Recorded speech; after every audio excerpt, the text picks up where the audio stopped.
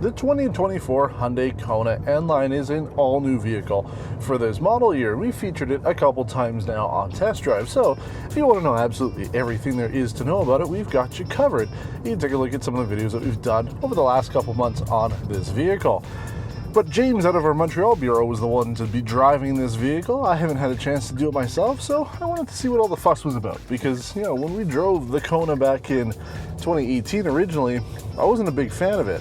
The electric was certainly better, but I just wasn't into the 2-liter engine that was offered on essentially half the trims. You'd have to go up to get the top end trim to get the 1.6 turbo, and that at least gave you a little bit more power. But there's a lot more to like about the Kona in 2024.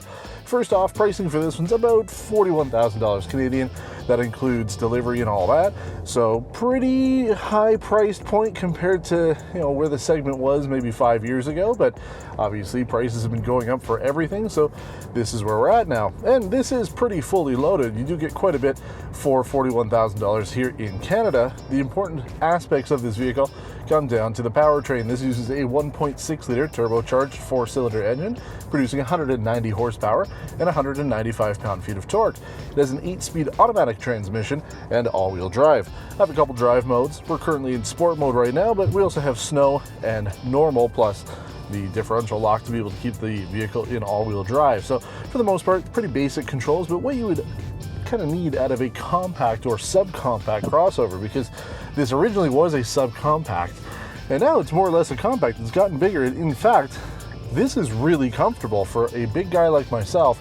I wasn't really a big fan of the previous Kona. I felt it was too tight, but sitting here I'm actually extremely comfortable for this size of vehicle. My arms fit. That's the biggest complaint that I had, was just shoulder room wasn't that good. My arms, you know, I'd always have my arm up on the dash, sort of the door card here. Not on this one. I can fit perfectly. I'm seated right where I would be. Yeah, good amount of headroom, visibility, legroom, all that. Everything is good on this. Rear has gotten bigger as well. I can fit in the back seats. As always, all the B-roll that you're seeing is all filmed by me, and I film all the B-roll in the back seats to get all the fun stuff going on up at the front. So big improvements, not only in terms of tech and features, but physically, it is a big improvement to have a bigger vehicle. This is kind of what people were asking for, along with that more powerful engine and some extra trim choices. So good stuff going on there. The key things to note when it comes to this vehicle, you're getting quite a bit of tech. 360 cameras are nice, full LED lights throughout, dual zone automatic climate control, heated and ventilated front seats with a 2-stage heated steering wheel, but the rear seats don't get too much. There's no vents in the center console, there's no heated rear seats either. So the way I look at this vehicle, it's really good if it's just yourself, or maybe one other passenger, but if you're putting people in the back seat and you live in a colder climate, might not be as comfortable, not because of space, just not as much airflow as you would get on some vehicles in this segment. So if you're a single person, this is going to be a great option for you.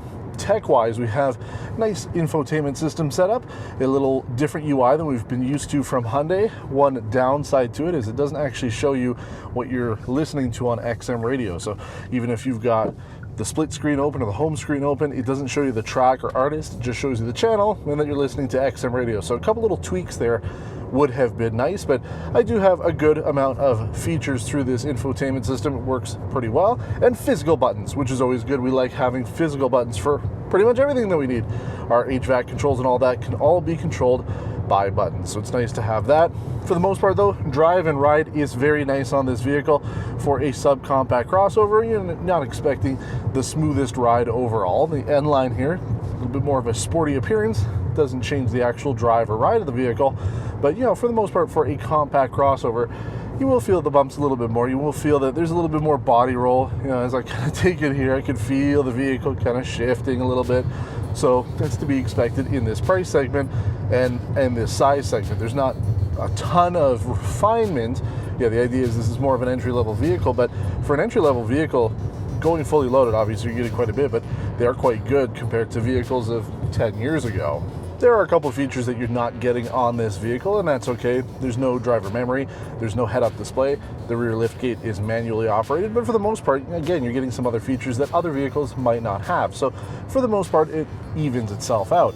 So again, the type of buyer who's going to be looking at this type of vehicle is probably somebody who doesn't need to drive too many people around, is happy on their own or with one other person, cargo space is pretty good overall. You're getting a good amount of tech features with this vehicle. So my consensus compared to the last one that we drove, the 2018, this is a huge improvement. If you're in the market for a subcompact crossover, things have gotten a whole lot better in the last couple of years, and the Hyundai Kona is a prime example of that improvement. For more information about this vehicle, as always, we recommend you take a look at our video library. As I've mentioned, we've done this vehicle now 3 times for the 2024 model, so you can see everything else about it, as well as some of the other trims on the initial first drive that James did a few months ago. That will be linked at the end of this video. We do try to get back to everybody in the comments that we can, so leave a comment, thumbs up the video, subscribe to the channel, and share it if you haven't done so already, as that helps us grow this channel. Thanks for watching, and until next time, take care.